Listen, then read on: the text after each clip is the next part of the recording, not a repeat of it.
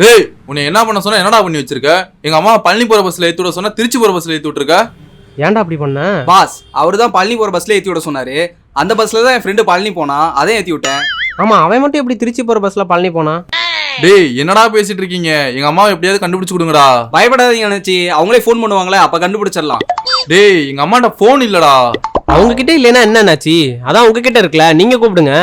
ஐயோ டேய் உன் ஃப்ரெண்டு பழனி கூட போனால, அவனுக்கு ஒரு ஃபோன் பண்றா. டேய் பழனி, உன் கூட ஒரு பொண்ணு அனுப்பிச்சு வச்சல, அந்த பொண்ணு எங்க? அவங்க பழனி போகணுமா? அதான் திருப்பதி போற பஸ்ல ஏத்தி விட்டேன். திருப்பதி போற பஸ்ல எதுக்கடா ஏத்தி விட்ட? ஒட்டஞ்சத்திரம் போற பஸ்ல என் ஃப்ரெண்டு திருப்பதி போறான்டா. அதான் போற வழியில பழனியில இறக்கி விட சொல்லி ஏத்தி விட்டேன். எதுக்குடா கண்ட பஸ்ல ஏத்தி விடுற?